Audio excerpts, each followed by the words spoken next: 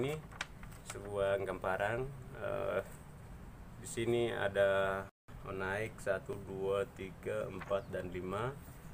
Kemudian di luar itu garis, itu sebagai simbol saya bikin garis, tapi itu sebenarnya itu Papua itu biasanya bilang itu pagar. Nah, di luar ini pagar, yang lari ke pinggir ini pagar, dan ini gapura. Nah, ini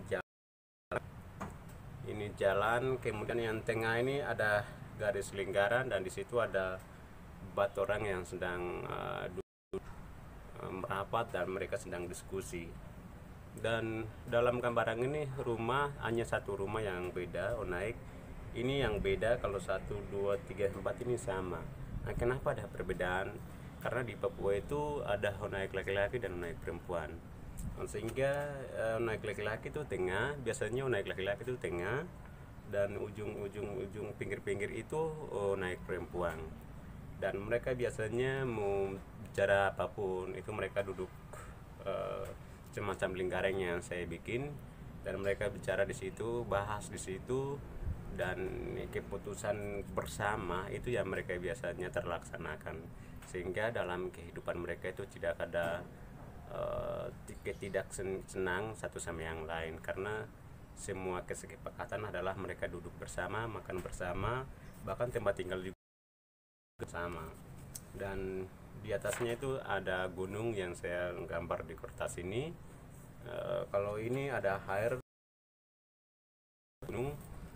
Biasanya orang tua dulu itu mereka mau bikin rumah itu juga melihat strategi artinya bagaimana mereka bisa ambil air, bagaimana mereka bisa ambil kayu bakar, bagaimana mereka bisa temukan jalan besar.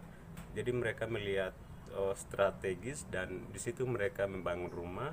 Dan biasanya mereka tidak pernah bangun rumah itu sendiri-sendiri. Mereka bangun rumah yang jelas itu seperti ini. Teman-teman kalau tidak percaya, tanya saya kepada anak-anak Papua yang tinggal lahir besar dari kampung. Kalau di kota tentu itu mereka belum tahu itu apa itu naik, dan bagaimana gambar mereka itu belum tahu. Oleh karena itu kepada anak-anak Papua yang lahir besarnya di kampung, pasti mereka menjelaskan hal yang sama yang saya dimaksud. Ini orang tua kami dulunya seperti ini. Saya rasa semuanya itu baik. Tetapi ketika di Papua ini, Pulau Papua ini, orang-orang asing yang masuk di tanah Papua memaksakan kita untuk ini itu harus ditinggalkan, dan memaksakan kita harus hidup seperti ini. Memaksakan kita harus hidup dalam rumah ini. Ini dengan orang asing memaksakan kita sebagai anak-anak Papua harus tinggal hidup seperti ini, jangan dionaik.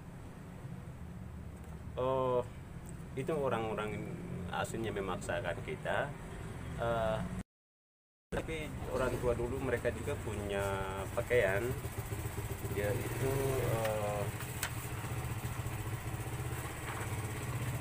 pakaian adat yang saya gambar di sini. Laki-laki sedang pakai kuteka, dan ini perempuan pakai tali. Biasanya bahasa daerahnya pakaian adat perempuan.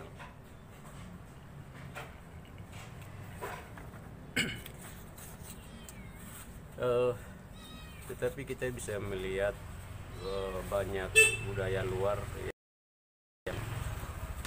Pulau Papua, sehingga kita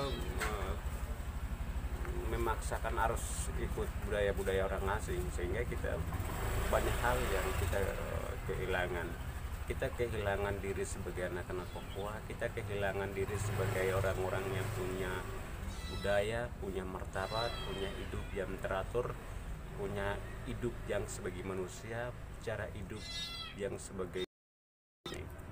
Dan juga oleh karena itu di gambar kali ini saya mau bilang bahwa orang-orang asing yang mengajak kita yang harus hidup rumah seperti ini, ya, rumah seperti ini, karena melihat orang-orang yang hidup naik atau berpakaian adat itu, mereka bilang mereka anggap itu sebagai orang-orang yang premis, orang-orang yang dengan garis keterbelakangan, ketertinggalan oleh dunia modern. Tetapi saya mau bilang bahwa itu salah. Oleh karena itu saya mau bilang hari ini saya sebagai anak-anak Papua, saya menolak sebuah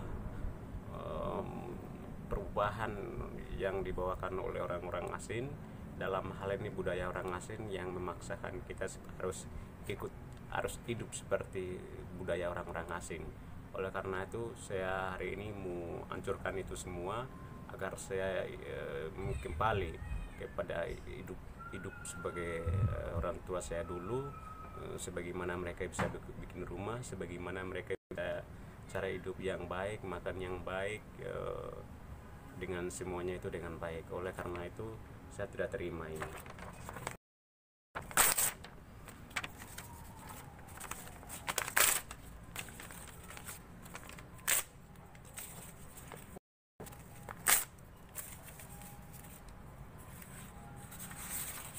Kita harus hidup, kita punya naik dulu, kita harus kembali berpakaian seperti kita punya pakaian dulu. Karena apa? Kita tidak miskin dengan pakaian, kita tidak miskin dengan segala-galanya. Kita itu semuanya itu punya. Karena apa? Kita punya Tuhan yang benar.